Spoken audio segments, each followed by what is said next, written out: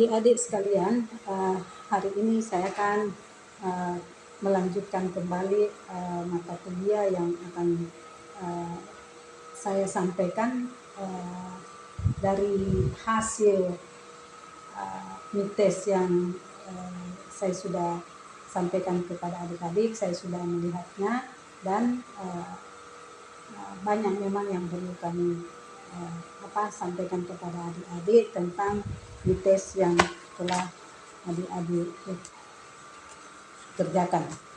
Baik, saya akan mereview kembali materi daripada hukum kepegawaian ini. Jadi sebelum saya memasuki materi lanjutan ini dan menampilkan RTS dan PowerPoint yang nanti akan saya tampilkan, mari saya sampaikan deskripsi singkat dari mata kuliah ini.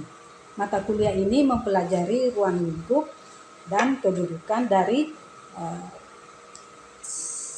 sumber hukum kepegawaian, ya, di mana di sini asas penyelenggaraan dan kebijakan aparatur sipil negara, terus pengertian dan jenis, status dan kedudukan, fungsi, tugas dan peran aparatur sipil negara, jabatan aparatur sipil negara, kelembagaan aparatur sipil negara, manajemen ASN-nya, terus manajemen P3K, hak dan kewajiban ASN, pelanggaran, disiplin dari pegawai negeri sipil, ya, dan penegakan hukuman, disiplin pegawai negeri sipil, pemberhentian PNS, dan sengketa PNS.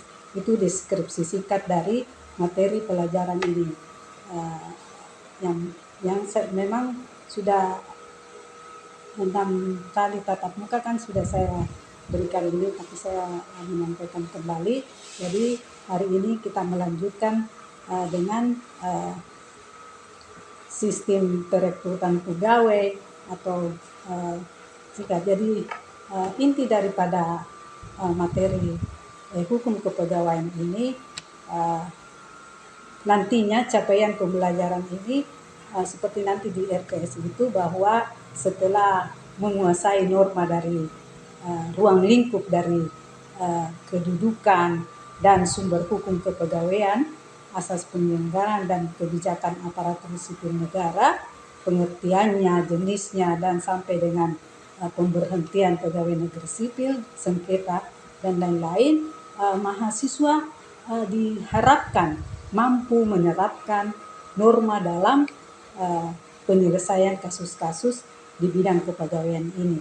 Jadi saudara nanti setelah mempelajari materi ini, diharapkan dari materi hukum kepegawaian ini saudara dapat menguasai atau mengenai lingkup dari hukum kepegawaian. Demikian. Mari kita lihat PowerPoint di atas.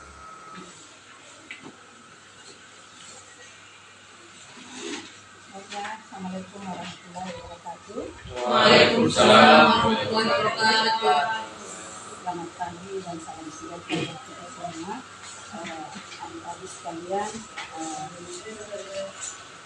untuk memulai perkuliahan kita pagi ini, kita terlebih dahulu kalau bisa kita bersama-sama berdoa dengan mengucapkan Bismillahirrahmanirrahim untuk memulai perkuliahan pada pagi hari ini. Baiklah, seperti yang telah saya sampaikan yang terdahulu, pertemuan ini kan pertemuan yang sudah kita mau melaksanakan midtest. Jadi saya mereview kembali saja apa yang telah saya berikan pada saat yang lalu. Materi yang saya ampu pada semester ini yaitu mata kuliah hukum kepegawaian. Berbicara mengenai hukum kepegawaian, saudara-saudara mungkin sudah tahu semuanya apa yang ada yang kita akan bahas dalam materi hukum kepegawaian ini. Di dalamnya seperti apa yang saya berikan yang lalu, di situ akan dicakup mengenai peraturan dalam hukum kepegawaian, yakni dalam Undang Nomor 8 Tahun 1974. Di situ disampaikan bahwa kita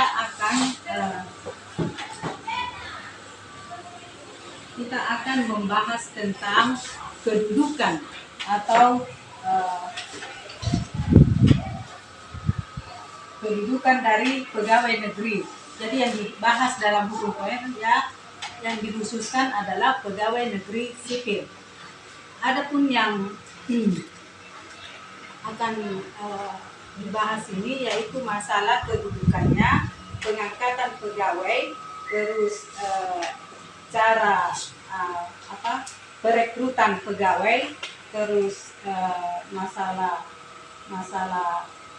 administrasinya, terus aspek daripada pembinaan pegawai, terus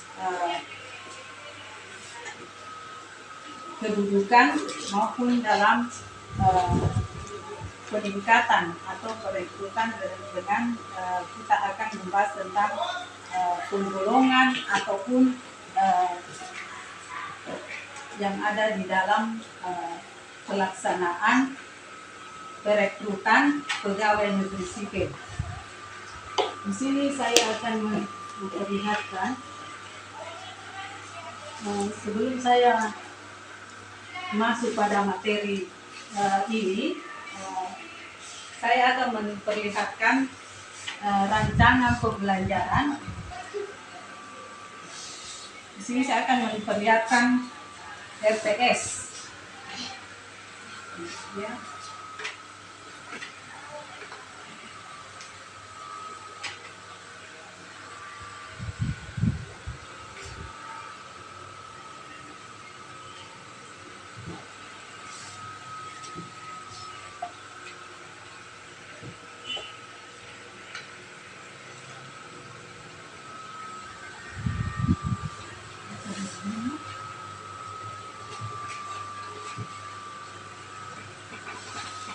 RPS yaitu mata kuliah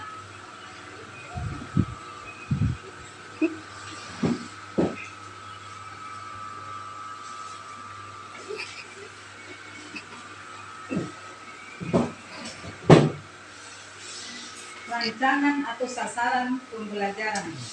Jadi di sini sumber hukum kepegawaian, asas penyelenggaraannya.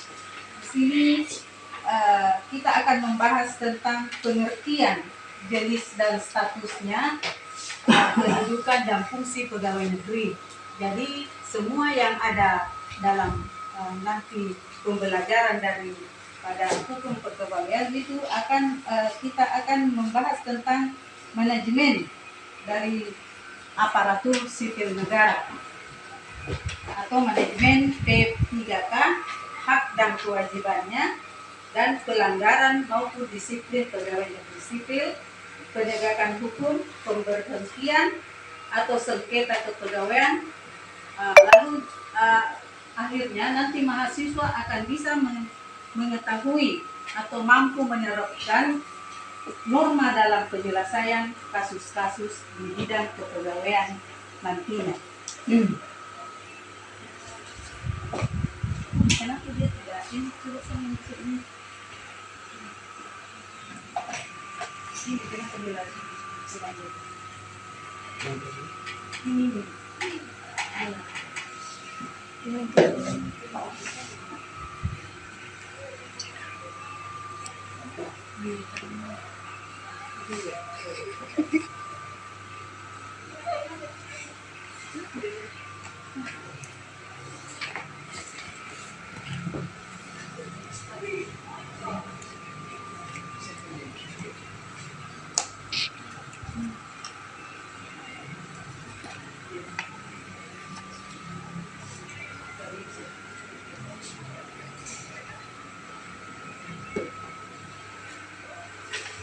Baik, di sini adik-adik dalam deskripsi singkat mata kuliah ini yaitu dalam lingkup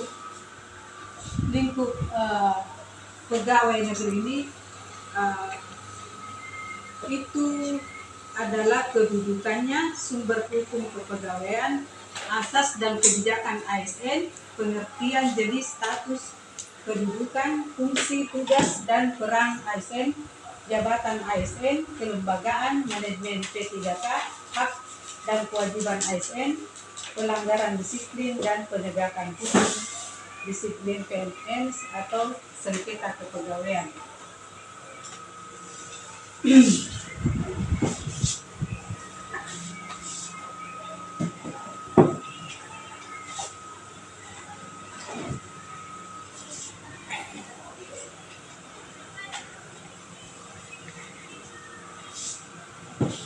Baiklah, kita memasuki jadi tadi saya sudah sampaikan, jadi pegawai pengertian dalam RPS ini yang pertama kita akan bahas tentang pengertiannya. Jadi pegawai negeri sipil itu adalah diangkat sesuai dengan porsi pengadaan pegawai. Jadi di sini diterangkan bahwa setelah memenuhi syarat yang ditentukan, diangkat oleh pejabat yang berwenang, diserahi tugas dan jabatan negeri atau diserahi tugas negara lainnya, dan digaji berdasarkan peraturan perundang-undangan. Jadi setelah pegawai negeri sipil itu menduduki satu jabatan dan diangkat oleh pejabat yang berwenang, diserahi tugas dan digaji berdasarkan peraturan perundang-undangan. Apa dasar hukum dari hukum kepegawaian? Dari Undang-Undang Dasar 1945 dan Undang-Undang Nomor 32 tentang Pemerintah Daerah, Undang-Undang Nomor 8 tahun 1974 mengenai kepegawaian, dan Undang-Undang Nomor 8 tentang dari perubahan dari Undang-Undang Nomor 43 tahun 1999. Jadi di sini jenis kedudukan dan kewajibannya. Jenis pegawai negeri itu ada tiga, yaitu pegawai negeri sipil, pegawai kalau di anggota tentara ada juga di anggota tentara TNI, terus ada dari Polri, ada dari Polri. Kalau pegawai negeri sipil ada dua, itu pegawai negeri sipil dari pusat, berarti kan pusat itu berarti di kementerian ya, departemen. Ya, kalau untuk pegawai negeri sipil daerah biasanya kan yang dari daerah yang dibiayai oleh APD. Ya, APD. Apa kedudukan daripada pegawai negeri sipil ini? Kedudukan unsur aparatur negara yang bertugas untuk memberikan pelayanan kepada masyarakat secara profesional, jujur, adil, dan merata. Jadi sesuai dengan setelah pengangkatan itu, mereka kan disumpah sebelum dia diangkat jadi pegawai, disumpah yang bahwasanya bahwa tidak mementingkan di atas kepentingan pribadi. Dalam kedudukan tugas pegawai negeri harus netral dari pengaruh semua golongan dan partai politik.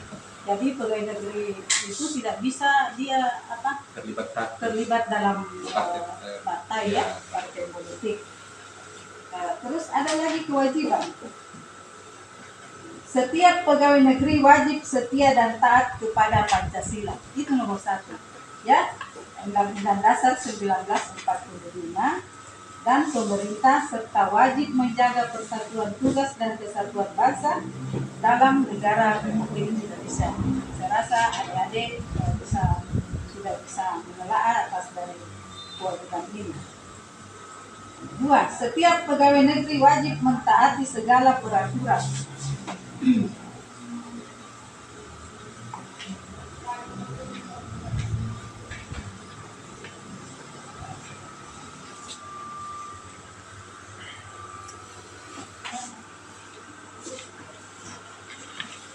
Pegawai negeri juga itu harus bisa menyimpan rahasia.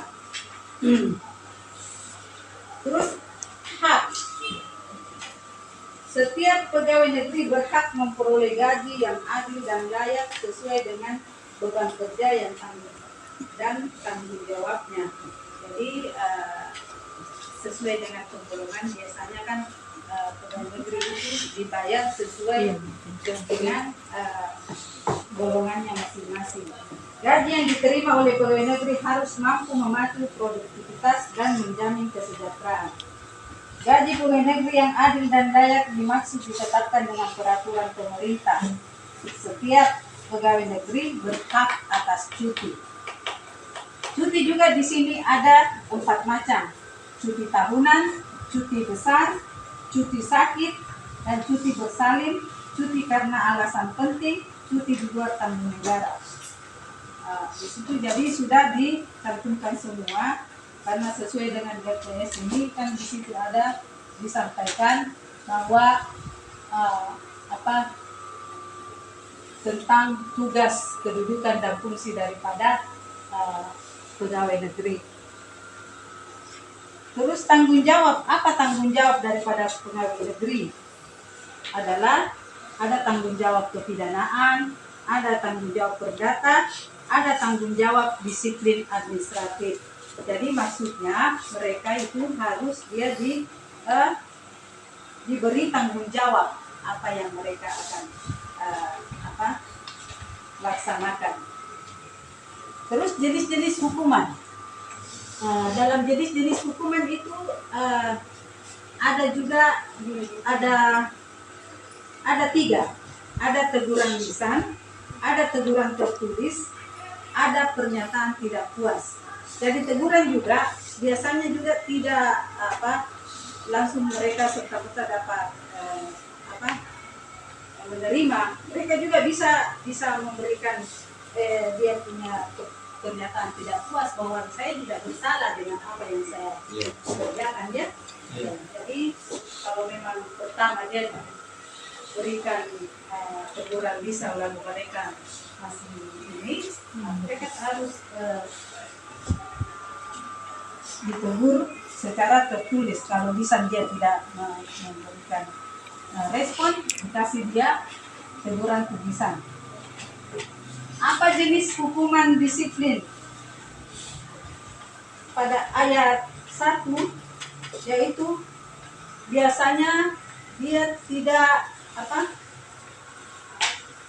penundaan kenaikan gaji berkala selama 1 tahun. Terus penundaan kenaikan pangkat selama 1 tahun.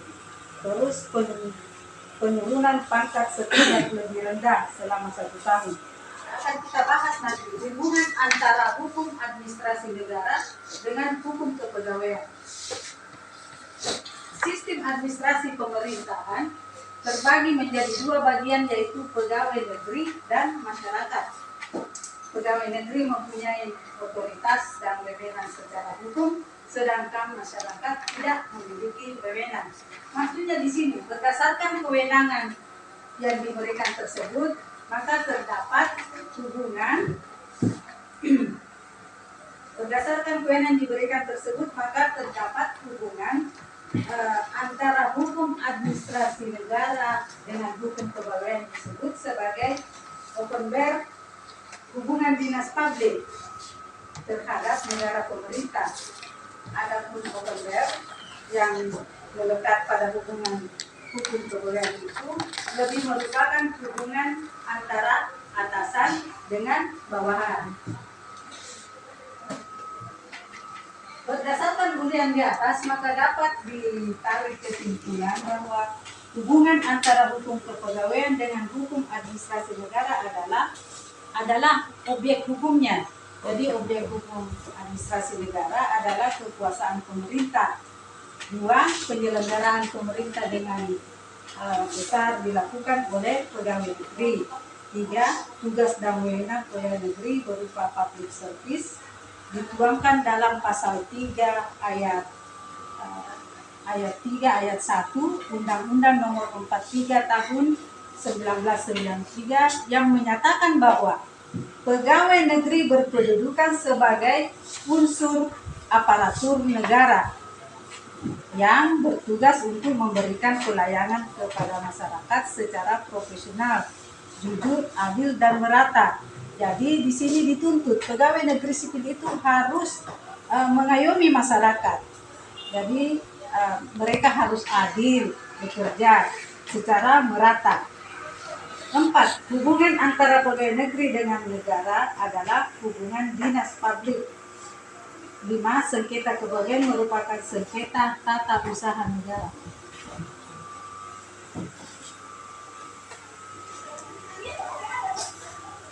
Nah, di sini juga nanti kita akan membicarakan tentang manajemen yang dibutuhkan beberapa persyaratan.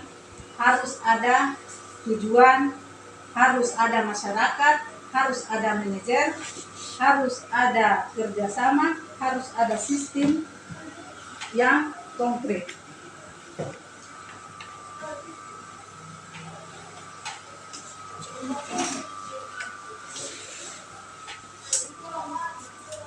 Bagaimana di sini harus kita melihat apa yang tadi mengenai pegawai negeri sipil sebagai aparatur negara yang bersih dan berwibawa. Dapatkah saudara bisa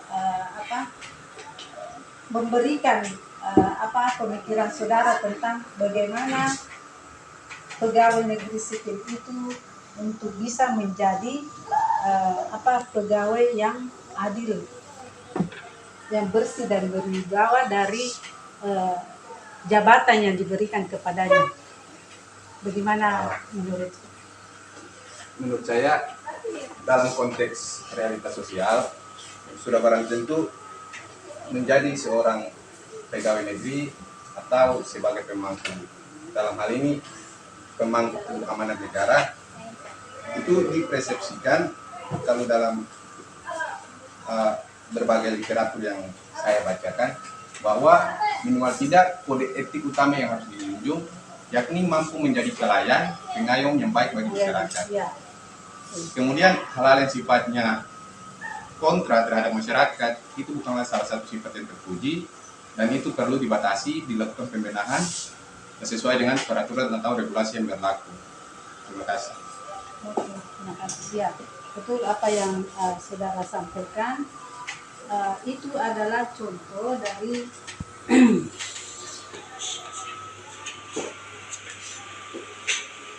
kita lihat di sini, menurut pasal 1 angka 8 Undang-Undang Nomor 43 tahun 99, manajemen kalau kita mempelajari tentang manajemen pegawai negeri sipil adalah keseluruhan upaya-upaya untuk meningkatkan efektivitas dan derajat profesionalisme dari penyelenggaraan tugas dan fungsi dan kewajiban kepegawaian yang meliputi perencanaan, pengadaan, dan pengembangan. Seperti kita pola yang lalu-lalu itu untuk perekrutan pegawai itu kan biasanya melalui pemberkasan atau apa. Kalau sekarang, apakah saudara tahu kalau pemberkasan sekarang kalau dengan online atau masih dia dengan pemberkasan? Kalau untuk manual untuk saat ini sudah tidak, Bu. Sekarang ya online. Salah satu contoh pernah saya temukan kondisi yang terjadi itu waktu ada saudara yang tes, kemudian datanya itu di-scan lalu dikirim berdasarkan email yang telah ditentukan oleh dalam hal ini pihak penerima CPNS. Oh begitu. Ya. Lalu wawancara, apakah dia masih diwawancarai di Kalau untuk umpamanya dia di saya lihat kemarin ini kok ada dari daerah-daerah lain bisa ditugaskan ke sini. Ada di daerah. ya kalau itu apa Vietnam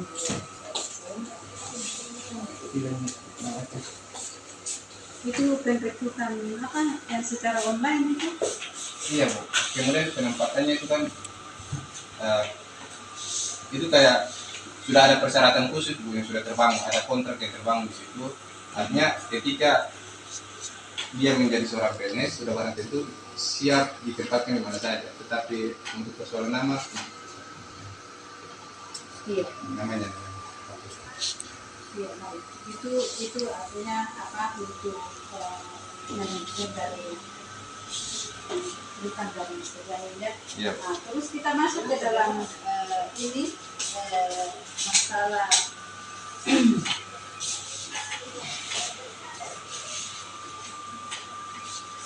pegawai negeri sipil itu mempunyai juga kewajiban sepenuhnya yang paling penting itu memenuhi sepenuhnya kepada Pancasila dan Undang-Undang Dasar 1945, negara dan pemerintah.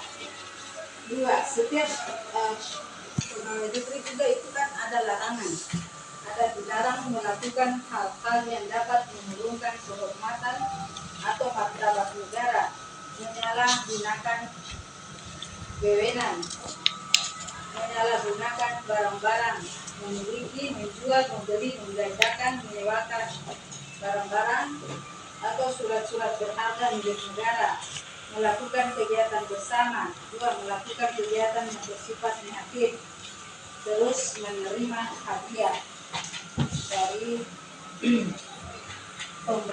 pemberian bersangkutan, mungkin bersangkutan dengan jabatan atau pekerjaan. Biasanya kan begitu, ada kalau mempunyai jabatan ya semua rame-rame memberikan hadiah kepada pejabat. Ya. Pegawai negeri sipil mempunyai peranan yang sangat diutamakan di dalam melaksanakan pemberlakuan program pemerintah untuk mencapai tujuan nasional yang telah ditetapkan dalam undang-undang.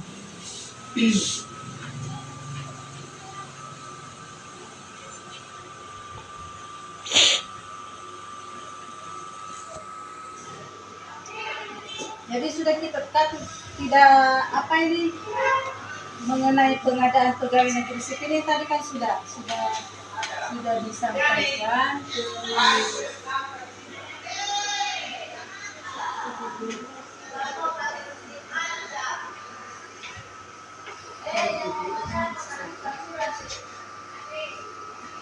begitupun ada namanya penempatan pegawai. Pegawai negeri sipil yang telah diangkat dari calon pegawai diberikan jabatan dan pangkat tertentu yang ditempatkan pada unit kerja yang direncanakan menerima tambahan tenaga baru. Penempatan dapat dilakukan di lembaga pemerintah tingkat pusat pada kantor-kantor kementerian, kepaniteraan, pengadilan, dan badan usaha milik negara. Bagaimana pengembangan daripada pegawai negeri sipil? Tentunya untuk pengembangan dari pegawai negeri sipil harus biasanya kan diadakan pelatihan ya, pelatihan. Jadi untuk mengembangkan dirinya karirnya atau jabatannya biasanya diadakan pelatihan.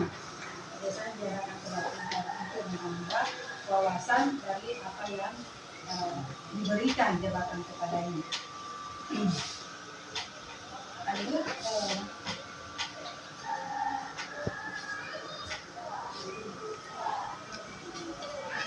ini jenis apa biasanya dikasih pelatihan itu? Biasanya kan kalau pegawai itu istilahnya diklat ya. Diklat prajabatan. Nah, diklat kalau prajabatan itu kan setelah dia menjadi pegawai negeri diadakan prajabatan. Itu kan demikian. Kalau diklat itu kan komisi jabatan. Iya, komisi jabatan. Jadi kalau namanya dia sudah diberikan jabatan, lalu diadakan diklat. Ada tingkatan dia diklat-diklat yang pendidikan itu. Nah, di sini kita lihat di sini pendidikan pelatihan dapat dibedakan dari segi waktu penyelenggaraan yang terdiri atas pendidikan dan pelatihan prajabatan yang kita lihat di sini, yang merupakan syarat pengangkatan calon pegawai negeri sipil yang menjadi pegawai negeri sipil umum. Jadi istilahnya kan CPNS ya, pertama CPNS baru PNS. Ya. Terus yang kedua pendidikan dan pelatihan dalam jabatan diklat dalam jabatan jenisnya masih dibedakan lagi menjadi diklat kepemimpinan, diklat fungsional serta diklat teknis. Maksudnya di sini seperti kalau dia jadi subbagian atau kepala bagian atau kepala dinas, itu kan semua ada penjenjangan dalam diklatnya itu. Jadi itu seperti kalau kepala dinas di sini dia mengikuti satu persyaratan untuk dia menjadi kepala dinas. Biasanya yang tes itu diambil dari unsur pemerintahan, unsur akademisi. Biasanya termasuk direktur selalu menilai dari kepala dinas dalam untuk menduduki jabatan fungsional yang tidak akan diberikan. Tanya. Jadi kalau dalam realitas sosiodemokrasi itu kita berbicara tentang hak. Cuman saya melihat bahwa ketika seseorang diangkat menjadi kepala bagian, kemudian kadis, itu ada permainan-permainan yang sengaja dimainkan. Ada sengaja hak-hak akademisi dipersekusi di situ. Kemudian yang tadi maksud saya dipersekusi ini dalam artian seorang kadis, ini realitas sosial yang ada di tempat itu. Seorang kadis ditempatkan di posisi kadis, tetapi proses atau tahapan-tahapan mekanisme ini kan tidak dilewati. Itu berdasarkan keputusan langsung atau kebijakan langsung dari dalam hal ini pejabat yang berwenang, bupati. Kalau untuk pertimbangan dari pihak akademisi selama ini kami tidak melihat hal itu. Biasa kan harus ada pertimbangan yang tadi dimaksudkan pihak akademisi dalam hal ini rektor. Cuman kalau dalam kondisi realitas memang tidak ada kalau bukan akademisi sendiri. Dan itu sangat disayangkan. Anda melihat itu? Ya, kalaupun saya tidak melihat, tetapi kita hidup di era digital, sudah barang tentu setiap informasi 1x24 jam itu menjadi berita pers. Dan hal ini setiap kadis melakukan kesalahan saja terus membuat satu berita online, dicetak, apalagi proses pengangkatan. Tapi selama ini kita lihat itu cuma proses pelantikan saja. Untuk tahapan-tahapan prosedurnya nggak ada. Oh, jadi berarti kayak bagaimana gue? Kayak iya, tidak sesuai mekanisme yang apa yang disampaikan oleh undang-undang. Artinya itu menurut Ya, saudara yang mungkin ya. opini masyarakat kan bisa saja berkembang Ya, dan menemukan mungkin. itu. Tapi yang terjadi sekarang penjemputan itu ada Pak. Ada tahapan. Selama saya jadi kepala biro umum di sini, saya tahu semuanya itu bahwa saya kan pernah jadi kepala biro sebelum menjadi dosen di sini. Saya itu mulai dari kepemimpinan rektor Pak Mukadar itu sudah dimulai diambil dari akademisi. Memang mungkin pada waktu yang lalu tidak dilibatkan akademisi. Iya, tapi yang saya tahu ya mulai dari Pak Mukadar sampai Pak Rektor sekarang ini sudah dipanggil. Iya, akademisi sudah. Termasuk kita punya dekan selalu ikut dalam tim dalam tim penyeleksi itu. Kayak semacam fit and proper. Iya, di tes itu semuanya. Jadi dia di BKD itu saya tahu itu. Karena proses penyeleksiannya di BKD. Iya, di BKD masuk di atas itu jadi ada dari unsur dari kepala-kepala dinas yang itu dari biasanya kejaksaan, yang diambil kejaksaan dari pemerintahan ada, tapi akademis itu ada. Akademis ada. Pak Rektor yang baru-baru ini kemarin yang seperti kemarin ada kepala dinas perikanan itu, memang sudah dipanggil ke ruangan mereka itu saya ada lihat. Jadi alhamdulillah untuk sekarang ini mungkin karena juga biasa kita dipandang sebelah mata oleh pemerintah. Ya, Apa yang maksud saya itu. lalu, Ya. kita dipandang sebelah mata oleh ini. Jadi akhirnya ya terjadi begini. Tapi sekarang alhamdulillah kita sudah dilibatkan dalam perekrutan untuk menduduki jabatan kepala divisi. Iya, jadi jangan mengembangkan Ya, opini. Ya. terus supaya karena kami ini adalah mahasiswa, apalagi mahasiswa hukum, jangan sama itu. Nah, siapa tahu kita juga berdampak ke lembaga ini nantinya. Maksud saya, alhamdulillah pemerintah daerah dalam hal ini sudah mulai mengikuti prosedur hukum. Artinya yang saya maksud di konstitusi itu, dalam hal ini saya tidak mengkritisi pihak kampus, tetap saya mengkritisi pihak pemerintah. Ya, Dalam hal ini harus, ya maksud saya seperti itu, harus mempunyai satu gagasan yang sifatnya itu berdasarkan satu argumentasi hukum yang kuat. Dalam hal ini harus memegang produk hukum. Ketika produk hukum meminta bahwa yang mampu untuk melakukan fit and proper test terhadap dinas terkait yakni akademisi. Yang saya kritisi itu pemerintahnya kemarin-kemarin. Kalau sekarang kan sudah alhamdulillah sudah tidak lagi, Pak. Iya, tidak lagi. Alhamdulillah kita bisa ini. Sama juga di pemberdayaan perempuan itu, mestinya dari pusat kemarin itu mestinya kan tidak bisa pegawai negeri ini, mestinya kan ada ya akademisi yang harus ada di dalamnya. Ya, dan P2 TPA ini, ya kemarin itu ada yang masalah pemberdayaan, misalnya kekerasan dalam rumah tangga, yang pelecehan anak, ya ada namanya P2 TPA itu.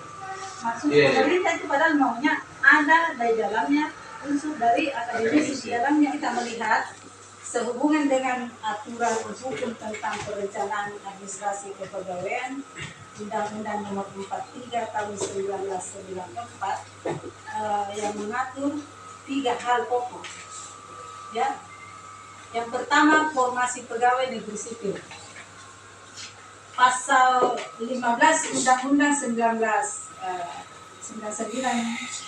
Nomor 43 menyatakan bahwa jumlah susunan pangkat PNS yang diperlukan ditetapkan dalam formasi. Formasi sebagaimana dimaksud dalam ayat 1 ditetapkan untuk jangka waktu tertentu berdasarkan jenis, sifat, dan beban kerja yang harus dilaksanakan. Pengaturan lebih lanjut mengenai formasi diatur dengan Peraturan Pemerintah Nomor 54 Tahun 2003. Menurut pasal 1 angka 1, formasi adalah jumlah dan susunan pangkat PNS yang diperlukan dalam suatu satuan organisasi negara untuk mampu melaksanakan tugas pokok dalam jangka waktu tertentu.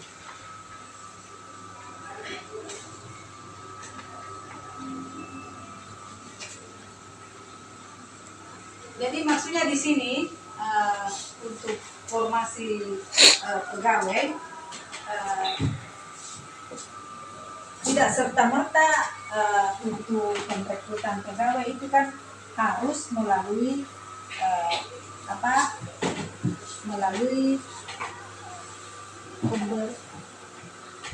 kebutuhan. Harus ada analisis kebutuhan dulu. Tidak serta-merta langsung saja akan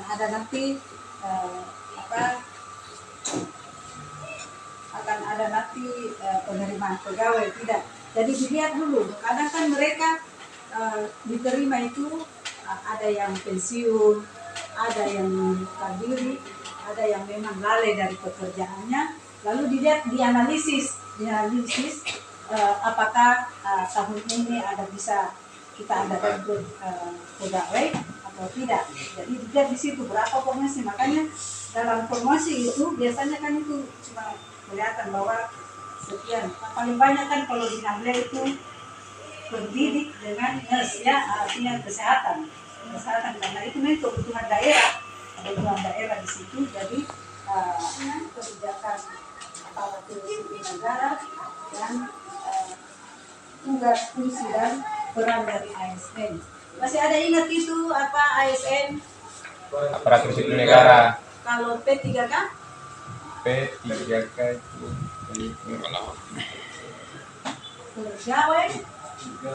pegawai pemerintah pada waktu tertentu. dengan perjanjian kerja. Pada waktu tertentu. Ya. Jadi ketiga kali itu jadi sebelum dia ini ya alhamdulillah sekarang itu akan diangkat semua jadi ketiga kali yang kemarin. Ya, jadi tidak ada istilah kodok lagi sekarang. Jadi semua yang ada sekarang ini deskripsi singkat dari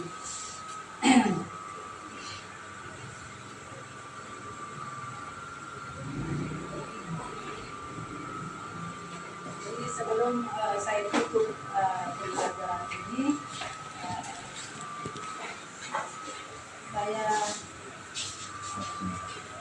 saya mengecek dulu ya siapa yang hadir hari ini. Iya Bu.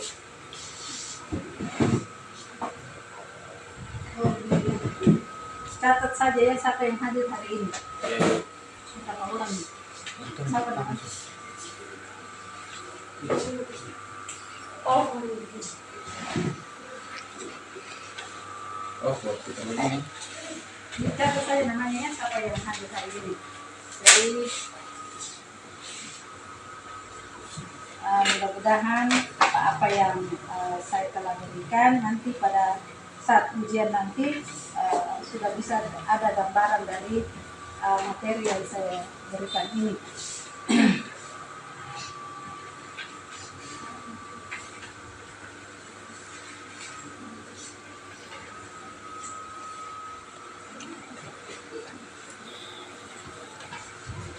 Oke, baiklah dengan mengucapkan alhamdulillah materi hari ini saya cukupkan sampai di sini dengan mengucapkan alhamdulillahirobbilalamin.